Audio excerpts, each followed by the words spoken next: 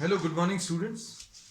Today in 12th class physics, we are continuing our discussion on semiconductors.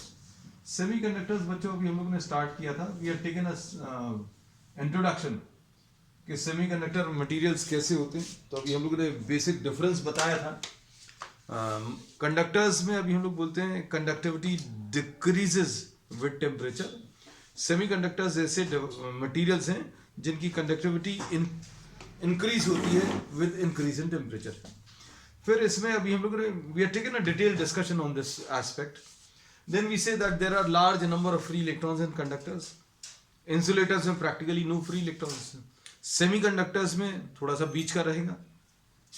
तो हम लोगों ने इसमें ये बोला कि सेमीकंडक्टर्स की कंडक्टिविटी जो है टेम्परेचर के साथ डिक्रीज होती है. ये एक बेसिक डिफरेंस है. Then we discuss what the band structure, energy bands है ना. एनर्जी बैंड्स क्या हैं बच्चों, अभी हम लोगों ने इसमें बताया था. This is a group of closely spaced energy levels. बहुत पास पास में रखे हुए एनर्जी लेवल्स का जो ग्रुप है उसको अभी हम लोग एनर्जी बैंड्स बोलते हैं. इसको सिंपल एग्जांपल की मदद से अभी हमने आपको बताया था कि suppose if you are having a sodium atom. अगर आपके पास एक सोडियम एटम है तो सोडियम एटम का जो एटॉमिक नंबर है बच्चों 11 है और इसका configuration 1s2, 2s2, 2p6 and 3s1. हम लोगों ने ऐसा बोला था. This is the configuration of sodium. फिर अभी हम लोगों ने ये बोला था कि higher energy levels are having higher larger energies. जो बाहर की तरफ के एनर्जी लेवल्स हैं उनकी एनर्जी ज़्यादा होंगी. मतलब इसकी एनर्जी सबसे कम है, इसकी ज़्यादा है, इसकी और ज़्यादा और इसकी और ज़्यादा है. This was the case which we had studied for isolated sodium atom. हम लोगों ने ये बोला था कि अगर आपने एक आइसोलेटेड सोडियम एटम ले लिया. आइसोलेटेड सोडियम एटम का मतलब एक अकेला, एक सिंगल सोडियम एटम. तो इसका जो 1s वाला लेवल है उसकी कुछ एनर्जी रहेगी. और अगर आपने इससे बहुत दूर कोई और सोडियम एटम ले लिया तो उसके 1s वाले लेवल की एनर्जी भी उतनी ही रहेगी. आइडेंटिकल एनर्जीज रहेंगी. तो अब हम लोगों ने इसमें बहुत इंपॉर्टेंट ये लाइन बोली थी that identical levels have identical energies. ये सबसे इंपॉर्टेंट लाइन है. जितने भी सोडियम एटम्स है, जैसे मान लीजिए सोडियम एटम्स बहुत दूर दूर रखे हुए हैं और सभी सोडियम एटम्स को अगर आप कंसिडर करो तो सभी का जो 1s वाला लेवल है सभी की एनर्जीज बिल्कुल एक जैसी होंगी. और सभी की एनर्जीज जो है जितने भी, जैसे 1s वाला लेवल है सभी की आइडेंटिकल एनर्जीज होंगी. 2s वाला लेवल है सबकी एनर्जीज 1s वाले लेवल से ज्यादा होगी और सभी की 2s वाले लेवल की एनर्जी आइडेंटिकल होगी. So this was the case when the sodium atoms are placed very far apart. When sodium atoms are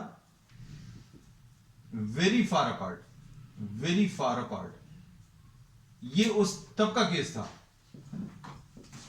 when these are brought closer to each other. अब इसको अभी हमने इसको ऐसा समझाया था. हमने एक एग्जांपल की मदद से हमने कहा जो घरों में अभी हम लोग शेल्फ यूज करते हैं बुक्स रखने के लिए या टू प्लेस सम ऑब्जेक्ट्स है ना, उससे कंपेयर कर सकते हैं. एंड ये 1s वाला जो शेल्फ है, फिर उसके बाद ये 2s वाला शेल्फ ऊपर लगा हुआ है, फिर उसके बाद ये 2p वाला शेल्फ है और उसके बाद बच्चों ये 3s वाला शेल्फ है. ये एक शेल्फ का सिस्टम है. और शेल्फ बच्चों वैसे तो जनरली थिक रहती है, लेकिन इस एग्जाम्पल में अभी हम लोगों ने बोला ये पेपर थिकनेस की है. बहुत पतली सी शेल्फ है, मतलब इसकी जो थिकनेस है पेपर थिकनेस या उससे भी कम है ना. और अगला जो शेल्फ का सिस्टम है, मतलब अगला सोडियम एटम थोड़ा दूर रखा हुआ है, अगला सोडियम एटम ये थोड़ा दूर रखा हुआ है. और इसमें अभी हमने ये बोला कि अगर इसका ग्राउंड से एल्टीट्यूड 47.12 है तो इस वाले 1s शेल्फ का ग्राउंड से एल्टीट्यूड 47.12 सेंटीमीटर होगा.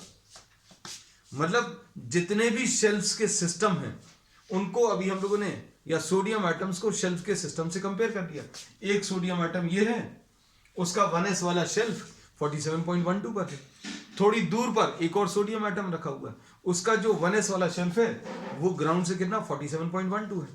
2s वाला शेल्फ और ऊपर है, ये 75.36 है सपोज, तो इसका भी 2s वाला जो शेल्फ है वो 75.36 पर होगा, है ना। तो अब ऐसे बहुत सारे सोडियम एटम्स हैं दीवार पर, बहुत सारे ऐसे शेल्फ के सिस्टम लगे हुए हैं और सभी के 1s 2s 2p और 3s ऐसे शेल्स लगे हुए हैं और सभी आइडेंटिकल शेल्स की आइडेंटिकल एनर्जीज हैं। और एनर्जीज को हमने कंपेयर किया था किससे, एल्टीट्यूड फ्रॉम द ग्राउंड, है ना। ये बहुत ऑसम एग्जाम्पल है बच्चों समझने के लिए, है ना।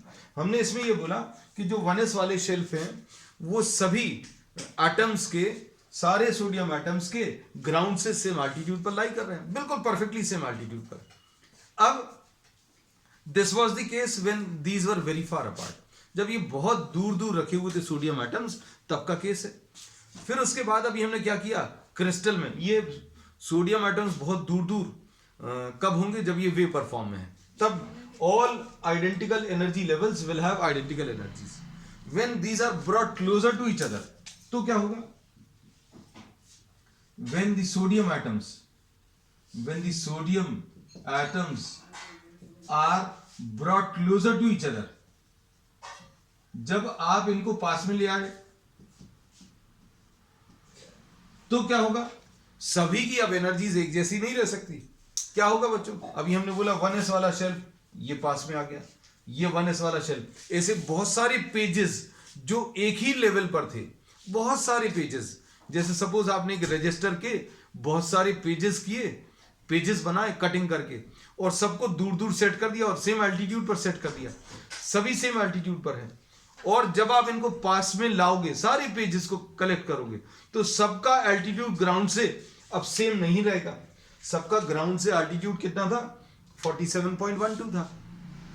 अब सारे एक ही लेवल पर तो रह नहीं सकते, तो क्या होगा, जब ये सारे के सारे कलेक्ट होंगे तो क्या होगा, उनका एक रजिस्टर बन जाएगा, है ना। और मतलब क्या होगा, कुछ पेजेस 47.12 से ऊपर चले जाएंगे और कुछ 47.12 से नीचे चले जाएंगे। इन टर्म्स ऑफ एनर्जी क्या होगा, कुछ की एनर्जी बढ़ जाएगी, कुछ की कम हो जाएगी, तो रीडिस्ट्रीब्यूशन हो जाएगा।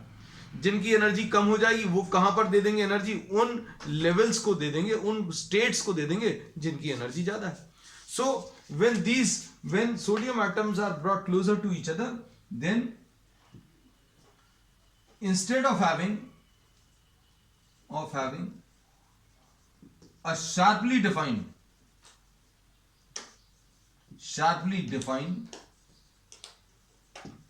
energy level, we get a group of closely spaced energy levels। और ये group of closely spaced energy levels को अभी हम लोग क्या बोलते हैं, एनर्जी बैंड। तो एनर्जी बैंड क्या है बच्चों, एनर्जी बैंड है रजिस्टर। तो ये बहुत सारे 1s वाले पेजेस ग्राउंड से सेम एल्टीट्यूड पर रखे हुए थे। अब सारे पेजेस को आप एक साथ अगर इकट्ठा करोगे तो एक थिक रजिस्टर बन जाएगा, और फिर सब पेजेस का ग्राउंड से एल्टीट्यूड सेम तो नहीं रहेगा, कुछ का ऊपर चला जाएगा, कुछ का नीचे आ जाएगा। So this group of closely spaced energy levels is termed as energy band, है ना। अब इसमें ये एनर्जी बैंड्स का अभी हमने फॉर्मेशन समझा दिया है ना। तो ये बच्चों अभी हम रब करते रहे, देखो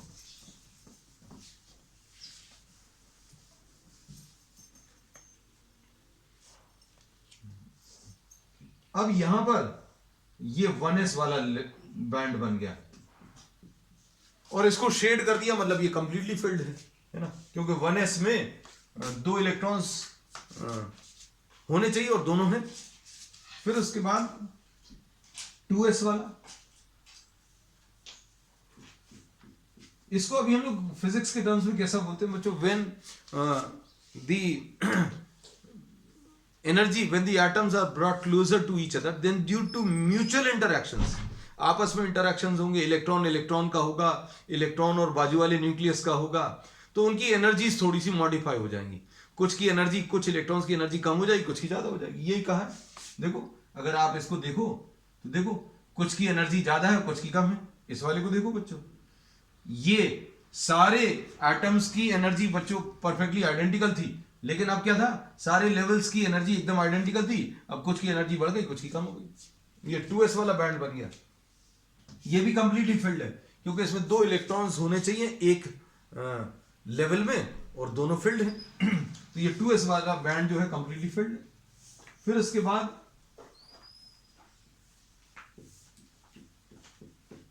ये 2p वाला बैंड है, और फिर उसके बाद बच्चों लास्ट में 3s वाला बैंड। 3s वाला बैंड अभी हम लोगों ने हाफ शेड किया, क्योंकि 3s वाला जो लेवल है उसमें 2 इलेक्ट्रॉन्स हो सकते हैं, but here you are having just 1 electron, so this is half filled. तो अब हम लोग इसमें ये कहते हैं, जो भी कंप्लीटली फिल्ड बैंड्स हैं बच्चों, ध्यान से सुनना, जो भी कंप्लीटली फिल्ड बैंड्स हैं उनको अभी हम लोग वैलेंस बैंड बोलते हैं। All completely filled bands are called valence band. All completely filled bands, वो चीज काम की लगे नोट करते जाना। all completely filled bands, ये 0 केल्विन की बात कर रहे हैं बच्चों, ये सारी चीजें 0 kelvin. all completely filled bands are valence bands। जितने भी कंप्लीटली फिल्ड बैंड्स हैं वो वैलेंस बैंड है, और बाकी सारे कंडक्शन बैंड रहेंगे। ये देखो, ये 1s वाला बैंड है, ये 2s वाला है, ये 2p है, ये 3s वाला, इसके ऊपर 3p, ये कंप्लीटली खाली है ना। तो ये 3p वाला बैंड, तो अब हम लोग क्या बोलेंगे, ये वैलेंस बैंड है, ये भी वैलेंस बैंड है, ये भी वैलेंस बैंड है। And the other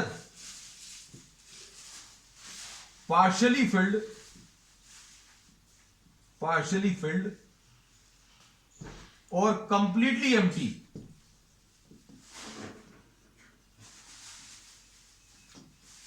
are called conduction band। तो अब हम लोगों ने ये बता दिया वैलेंस बैंड और कंडक्शन बैंड क्या। तो बच्चों, ये वैलेंस बैंड है कंप्लीटली फिल्ड, ये वैलेंस बैंड है कंप्लीटली फिल्ड, ये valence band completely filled. 3s वाला सोडियम में ये कंडक्शन बैंड है, क्योंकि ये कंप्लीटली फिल्ड नहीं है, और ये इसके ऊपर वाला ये भी कंडक्शन बैंड है, इसके ऊपर वाला ये भी कंडक्शन बैंड है। But generally we refer to the highest valence band. हम लोगों को इससे मतलब नहीं है, इस वाले वैलेंस बैंड से मतलब नहीं है, सिर्फ इससे मतलब रहेगा। ये कंडक्शन बैंड जितने भी ऊपर के हैं उनसे मतलब नहीं रहेगा, हम लोगों को सबसे नीचे वाले कंडक्शन बैंड से मतलब रहेगा। So generally we refer to, जो बहुत काम की चीजें बच्चों हम लिखते जाते हैं, refer to the highest valence band and the lowest conduction band. हम लोग बातें करते हैं किसकी, सबसे ऊपर वाले वैलेंस बैंड की, सबसे ऊपर भरा वाला और सबसे नीचे वाला आधा खाली या कंप्लीटली खाली। ये कंप्लीटली खाली है, ये आधा खाली है, ये दोनों ही कंडक्शन बैंड है। तो अभी हम लोग इसकी बात करेंगे। जब हम कंडक्शन बैंड बोलेंगे तो इतने सारे कंडक्शन बैंड्स हैं, हम कौन से वाले बैंड की बात करेंगे, सबसे नीचे वाले। वैलेंस बैंड भी बहुत सारे हैं, तो इसकी बात कर रहे हैं कि इसकी बात कर रहे हैं कि इसकी बात कर रहे हैं, तो सबसे ऊपर वाले वैलेंस बैंड की बात कर रहे हैं। अब इसके बाद दो बैंड्स के बीच में एनर्जी का जो डिफरेंस है बच्चों, ये जो अभी हम लोगों ने बनाए हुए हैं ये कोई स्पेस नहीं है, हम लोगों ने बोला ये एनर्जी, इसकी एनर्जी और अगले बैंड में जो लोएस्ट एनर्जी है, किसी बैंड की हाईएस्ट एनर्जी और अगले बैंड की जो लोएस्ट एनर्जी है, उसको अभी हम लोग बैंड गैप बोलते हैं। अब हम लोग क्या बोल रहे हैं, अच्छे सुनना, किसी बैंड की सबसे ऊपर वाली एनर्जी, मतलब सबसे ऊपर वाला इलेक्ट्रॉन जो रहेगा, सबसे ऊपर वाला स्टेट ये रहेगा और इसकी एनर्जी सबसे ज्यादा रहेगी, और अगले बैंड की सबसे नीचे वाली एनर्जी, सबसे कम वाली एनर्जी, उन दोनों के बीच का डिफरेंस, सिंपल भाषा में अगर बोले, इन दोनों का जो अंतर है, इन दोनों की एनर्जीज का जो डिफरेंस है, उसको बैंड गैप बोलेंगे। अब देखो, हम आपको ये बनाकर दिखा दे रहे हैं। जरूरी नहीं है बच्चों सोडियम की ही बात करें, we can talk of some other elements also. ये देखो, ये सपोज वैलेंस बैंड है,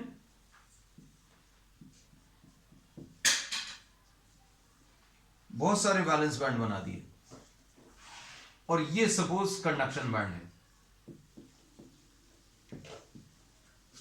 ये सोडियम का एग्जांपल नहीं लिया क्योंकि सोडियम का अगर लेते तो आधा बनाते, आधा फील्ड बनाते। आधा फील्ड क्यों बनाते? क्योंकि 3s वाले में 1s2 2s2 2p6 3s1, सबसे बाहर वाले में 2 इलेक्ट्रॉन्स हो सकते हैं लेकिन एक ही है, इसलिए जो क्लस्टर बनेगा, जो उनका ग्रुप बनेगा वो आधा खाली बनेगा। ये सोडियम का एग्जांपल, हमने ये सोडियम का एग्जांपल नहीं लिया, this is a general example. हमने क्या बोला? किसी बैंड में हाईएस्ट एनर्जी, अगले बैंड की लोएस्ट एनर्जी, इनके बीच का जो गैप है उसको बैंड गैप और एनर्जी गैप भी बोलते हैं, उसको Eg से रिप्रेजेंट करते हैं। तो इसकी भी डेफिनेशन लिख देना, the difference in energy, the difference in energy of, जो भी चीजें बच्चों काम की लगती हैं वो नोट करते जाना, हम सारी चीजें आपको बताते जा रहे हैं। जैसे ये वाला भी एक पॉइंट काम का है कि generally we refer to the highest valence band and lowest conduction band है। अब अगली चीज, the difference in energy of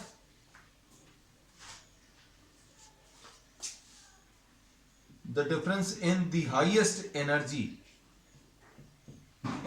of a band and the lowest energy of the next higher band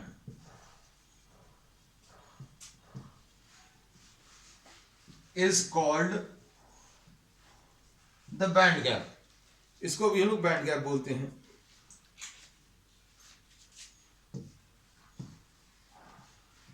band gap और energy gap, band gap या energy gap बोलते हैं, ठीक है। तो सारे, अब हम लोगों ने इसमें ये बताया बच्चों, ये एग्जाम्पल अभी हम लोगों ने सोडियम का लिया था, तो जितने भी मटेरियल्स हैं, जितने भी सॉलिड्स हैं, सभी में एनर्जी बैंड्स बनेंगे and those energy bands will be separated by some band gaps.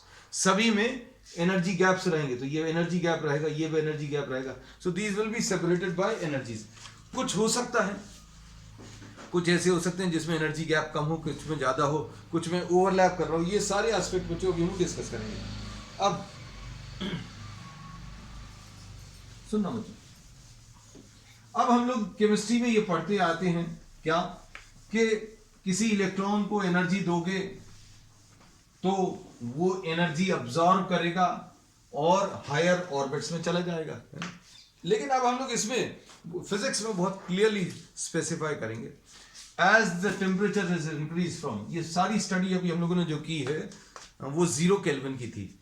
As the temperature is increased, as the temperature is increased, then the electrons start moving, electrons बच्चों move करने लगेंगे और electrons these में collide with the atoms and ions of the material. Electrons इधर उधर टकराना शुरू करेंगे और ये इलेक्ट्रॉन्स जो मूव कर रहे हैं, ये इलेक्ट्रॉन्स मूव करते समय किसी एटम या आयन के साथ टकराएंगे और इस कोर्स में there will be some transfer of collision, transfer of energy, और ये ट्रांसफर ऑफ एनर्जी के कारण कुछ को एनर्जी मिल जाएगी, कुछ की एनर्जी बढ़ जाएगी।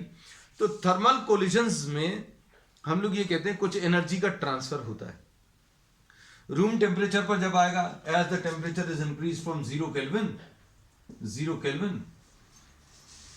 exchange of thermal energy takes place,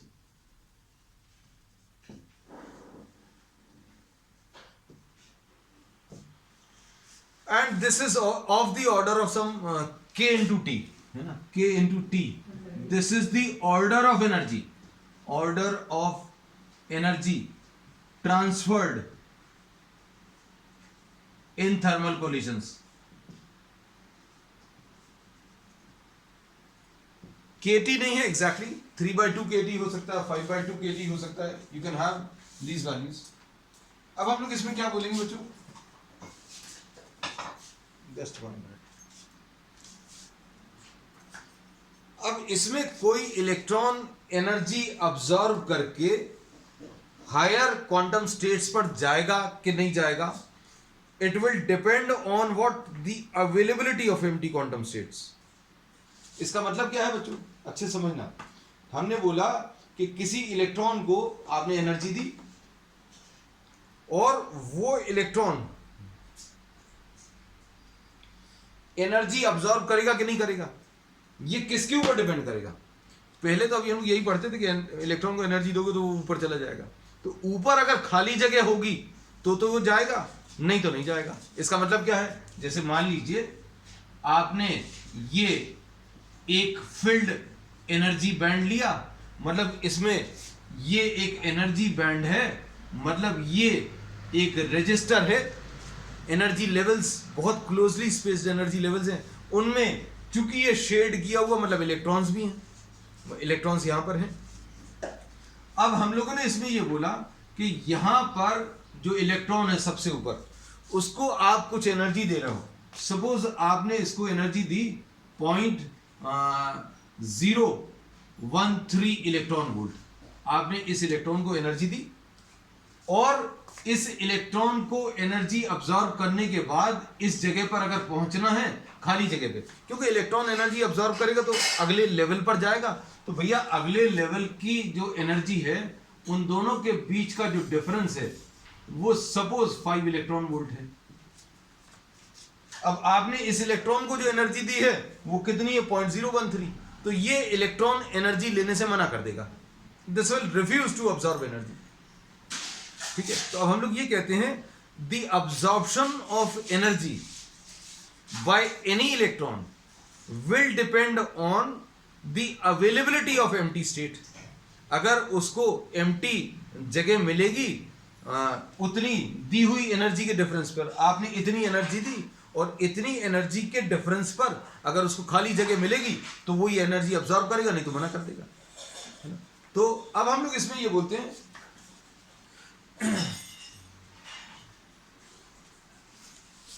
ये जो एनर्जी है at room temperature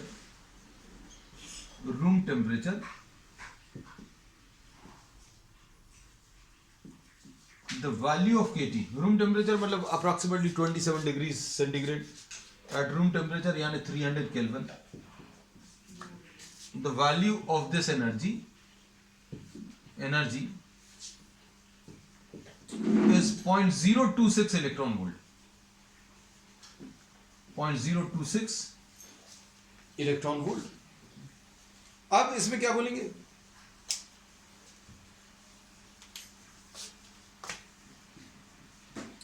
if the band gap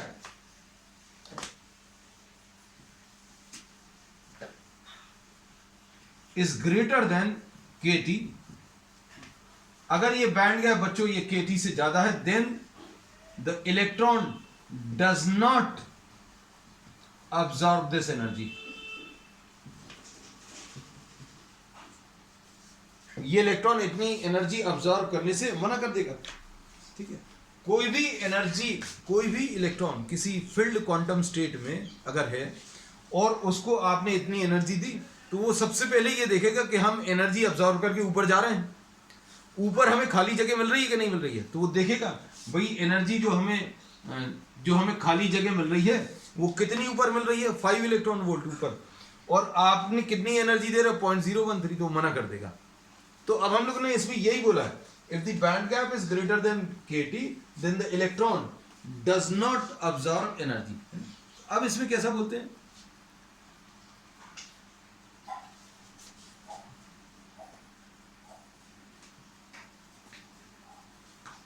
दूसरा केस एक और भी हो सकता है, ये तो अभी हम लोगों ने ये बोल दिया। दूसरा एक केस ये हो सकता है कि भाई इसको देखो, ये वाले फील्ड क्वांटम स्टेट से इलेक्ट्रॉन्स एनर्जी अब्सॉर्ब कर सकते हैं, थोड़ी सी भी एनर्जी अब्सॉर्ब कर सकते हैं। क्यों? क्योंकि इस इलेक्ट्रॉन को अगर आप एनर्जी दोगे, कितनी भी एनर्जी दोगे, तो क्या होगा, ये एनर्जी अब्सॉर्ब करके, ये वाले इलेक्ट्रॉन्स एनर्जी अब्सॉर्ब करके भरे हुए क्वांटम स्टेट से खाली क्वांटम स्टेट में चले जाएंगे। क्यों? क्योंकि उसी बैंड में आपको खाली क्वांटम स्टेट भी है और भरा हुआ भी है। तो ये भरी हुई जगह से खाली जगह में जाने के लिए इसको बहुत ज्यादा एनर्जी का डिफरेंस क्रॉस नहीं करना पड़ेगा, है ना। अब इसमें अभी हम लोगों ने क्या बोला कि बच्चों एनर्जी कब अब्सॉर्ब नहीं करेगा, जब बैंड गैप ज्यादा है। फिर दूसरी चीज, बैंड गैप तो कम है लेकिन खाली जगह नहीं है। देखो अच्छे से, मान लो ये बैलेंस बैंड है, ये भी बैलेंस बैंड है, मतलब ये एनर्जी बैंड है, मतलब क्लोजली स्पेस्ड एनर्जी लेवल्स हैं और सभी में इलेक्ट्रॉन्स रखे हुए हैं। इसमें भी अभी हम लोगों ने क्या बोला कि इसमें भी सारे के सारे एनर्जी लेवल्स कंप्लीटली भरे हुए हैं। अब ये वाले जो मटेरियल्स हैं, ये वाले जो इलेक्ट्रॉन्स हैं सॉरी, ये एनर्जी किसी भी कंडीशन में अब्सॉर्ब नहीं कर सकते। क्यों? क्योंकि ये जैसे ही एनर्जी अब्सॉर्ब करेंगे तो एनर्जी अब्सॉर्ब करके ऊपर जाने को होंगे, लेकिन ऊपर क्या है, ऊपर भरे हुए क्वांटम स्टेट्स हैं। तो इनर वैलेंस बैंड इलेक्ट्रॉन्स जो होते हैं, जो अंदर वाले इलेक्ट्रॉन्स होते हैं, वो एनर्जी अब्सॉर्ब नहीं करते जनरली, क्योंकि उनको इलेक्ट्रॉन को, इन वाले इलेक्ट्रॉन्स को एनर्जी अब्सॉर्ब करके खाली जगह में जाने के लिए बहुत सारी एनर्जी चाहिए पड़ेगी। सो व्हाट वी से now, the inner valence band electrons do not participate in the energy exchange during thermal collisions.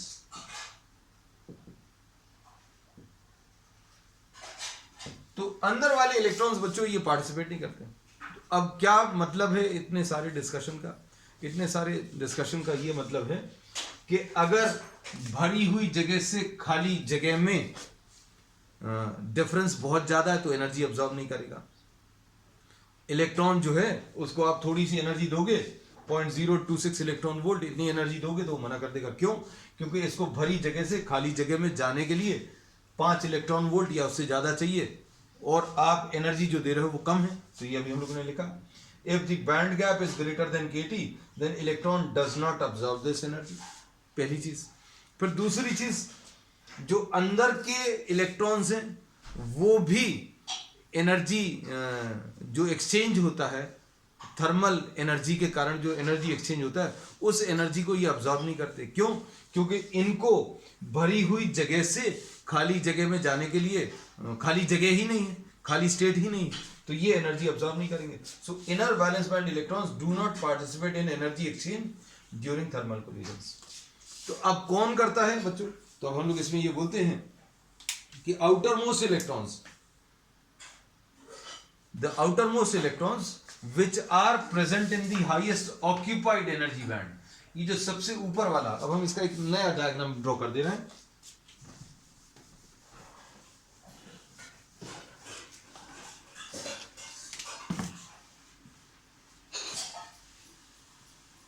ये सोडियम वाला ही एग्जाम्पल ले लो।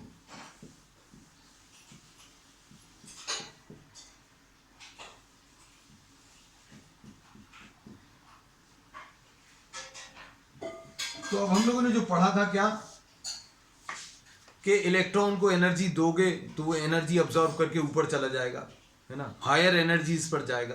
तो अब हम लोगों को पता चल गया कि किसी भी इलेक्ट्रॉन को एनर्जी देने पर वो हायर एनर्जी लेवल्स पर तब जाता है जब उसको दी गई एनर्जी के डिफरेंस पर उसको एम्प्टी क्वांटम स्टेट मिल जाए या एम्प्टी स्टेट मिल जाए, तभी वो एनर्जी अब्सॉर्ब करेगा। So we say that if absorption of energy, ये बहुत इंपॉर्टेंट लाइन है बच्चों, absorption of energy by an electron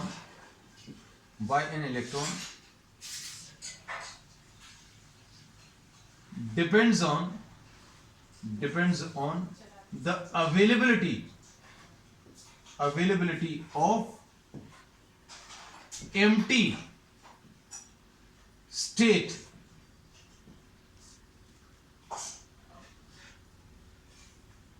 at a energy difference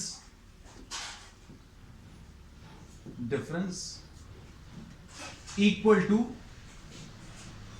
the given energy। क्या बोला है? absorption of energy by an electron depends on what? The availability of empty state। At a energy difference equal to the given energy. भाई आपने 0.013 electron volt दिया, electron लेगा कि नहीं लेगा? वो इलेक्ट्रॉन कैसे डिसाइड करेगा? वो देखेगा कि भैया इतने एनर्जी, जैसे यहां पर इलेक्ट्रॉन बैठा है, this is the electron sitting and you are giving how much energy, 0.013 electron volt. तो वो अपने ऊपर देखेगा कि इतने एनर्जी के डिफरेंस पर क्या हमारे पास खाली जगह है। उसने देखा है तो ये एनर्जी ले लेगा और ऊपर चला जाएगा। और अगर इसके पास खाली जगह नहीं है, इतनी एनर्जी के डिफरेंस 0.013 इलेक्ट्रॉन वोल्ट की एनर्जी डिफरेंस पर अगर खाली जगह नहीं है तो ये इलेक्ट्रॉन एनर्जी अब्सॉर्ब नहीं करेगा। So we say that absorption of energy by an electron, absorption of energy by an electron in a filled state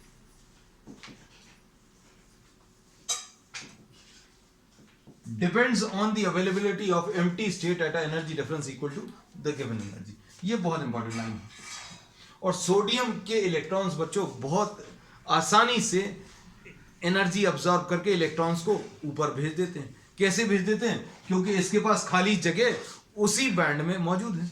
तो थोड़ी सी एनर्जी देकर अगर कोई मटेरियल थोड़ी सी भी एनर्जी अब्सॉर्ब करके कोई मटेरियल इलेक्ट्रॉन्स को एक फिल्ड क्वांटम स्टेट से एक एम्प्टी क्वांटम स्टेट में अगर भेज दे तो ऐसे मटेरियल्स अच्छे कंडक्टर होते हैं। तो अभी हम लोग क्या बोलते हैं बच्चों? थोड़ी सी energy, if you give a very small amount of energy and the electrons absorb small amount of energy and make a movement from the filled state to the empty state, then such type of materials are classified as conductors, है ना? तो अब हम लोग next इसमें एक और चीज बता सकते हैं कि ये तो बच्चों अभी हम लोगों ने बात की है किसकी, थर्मल कोलिशंस की। फिर अभी हम लोग बात करते हैं किसकी, ये डिटेल में बच्चों ये कॉन्सेप्ट समझना बहुत जरूरी है क्योंकि सेमीकंडक्टर्स बहुत इजी हो जाएगा, है ना। You can just make the notes, pause the video and make the notes so that you are able to grasp each and every concept, क्योंकि बहुत सारी चीजें आज अभी हमने इसमें बताई हैं। अब इसके बाद अगर आप इलेक्ट्रिक फील्ड अप्लाई करोगे किसी मटेरियल में, तो इलेक्ट्रिक फील्ड अप्लाई करने पर भी जो एनर्जी का ट्रांसफर होता है वो बहुत ज्यादा नहीं होता, वो बहुत थोड़ा सा होता है, ठीक है। अब ये जो थोड़ी सी एनर्जी है, ये थोड़ी सी एनर्जी कौन ऑब्जर्व करेगा? जो हाईएस्ट ऑक्यूपाइड लेवल है उसके इलेक्ट्रॉन्स एनर्जी ऑब्जर्व करके खाली क्वांटम स्टेट में या खाली स्टेट में इलेक्ट्रॉन्स को ट्रांसफर करेंगे और इलेक्ट्रिक फील्ड के हिसाब से वही इलेक्ट्रॉन्स मूव करते हैं जो थोड़ी सी एनर्जी ऑब्जर्व कर सकते हैं। हम लोग ये पढ़ते थे ना, इलेक्ट्रिक फील्ड लगाओ तो इलेक्ट्रॉन्स चलने लगेंगे, तो कोई तो भी इलेक्ट्रॉन्स नहीं चलेंगे, अंदर वाले नहीं चलेंगे। कौन से वाले? बाहर वाले चलेंगे। वो भी कौन से वाले चलेंगे? जिनमें खाली क्वांटम स्टेट्स अवेलेबल है ना। तो अभी हम लोग बिल्कुल वैसे ही एग्जाम्पल कह सकते हैं बच्चों कि आप पीछे की कोई सीट बस में तब छोड़ोगे जब आपको आगे कोई खाली जगह दिखेगी। अब किसी ने वहां से पीछे से आपको ऑफर किया कि भाई ये जगह अच्छी नहीं है, आप आगे चले जाओ, तो आप सबसे पहले उठ के ये देखोगे खाली जगह है कि नहीं। खाली जगह है, अगर है तो आप ये पीछे वाली जगह से आगे वाली जगह पे चले जाओ। तो अभी हम लोग कहते हैं इलेक्ट्रिक फील्ड अप्लाई करने पर ऐसा ही कुछ होता है, थोड़ी सी एनर्जी मिलती है इलेक्ट्रॉन्स को और ये फिल्ड क्वांटम स्टेट से खाली क्वांटम स्टेट में जो इलेक्ट्रॉन्स का ट्रांसफर कर देते हैं मटेरियल्स, वो अच्छे कंडक्टर्स होते हैं। और वो जो इलेक्ट्रॉन्स भरी हुई जगह से खाली जगह में आगे चले गए, वो ही इलेक्ट्रॉन्स जो है मूव करते हैं according to what the electric field है। अब इन्हीं एनर्जी बैंड्स के बेसिस पर बच्चों अभी हम लोग मटेरियल्स को क्लासिफाई करते हैं।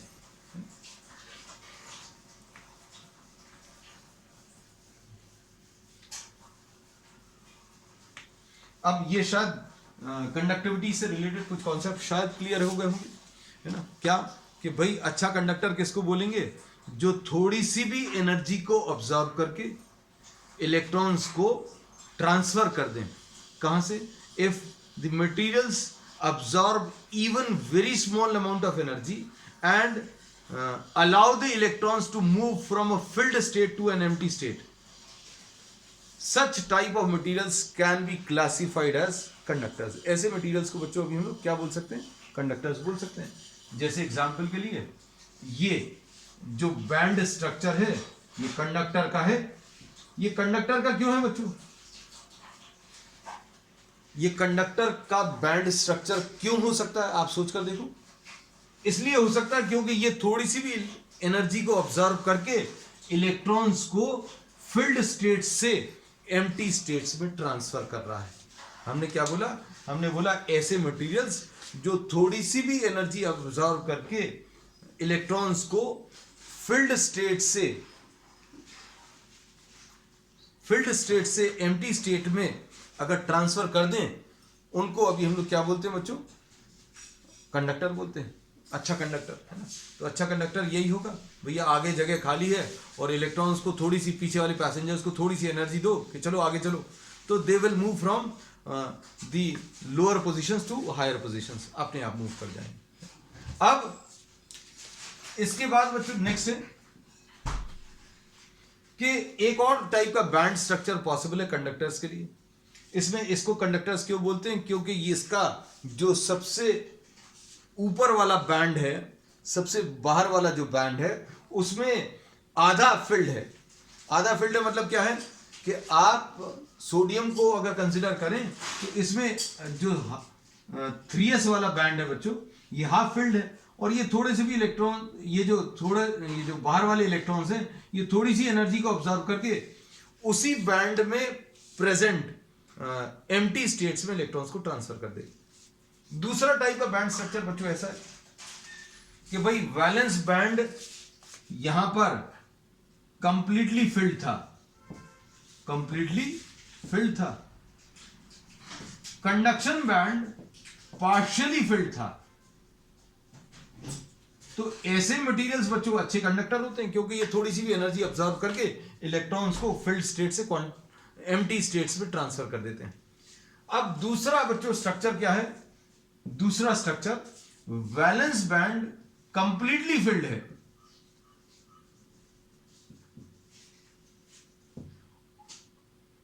और कंडक्शन बैंड कंप्लीटली एम्प्टी है।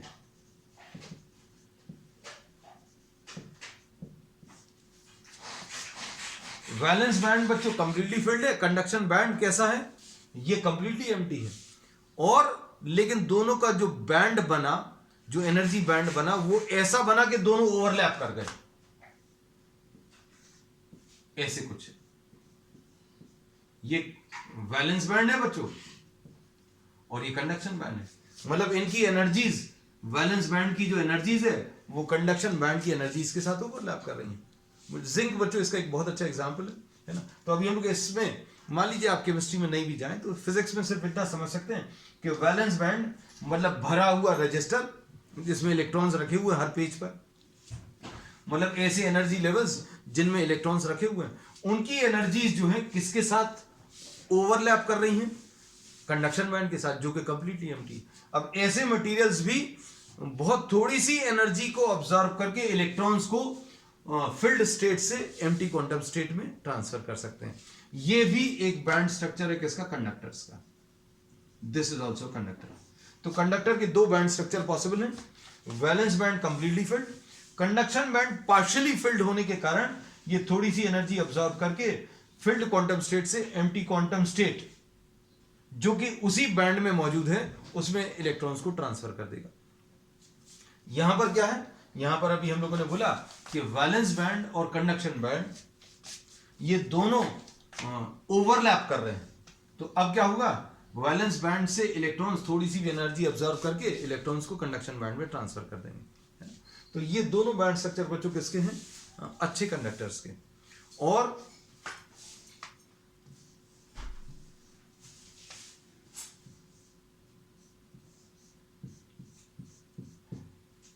ये इंसुलेटर्स का है।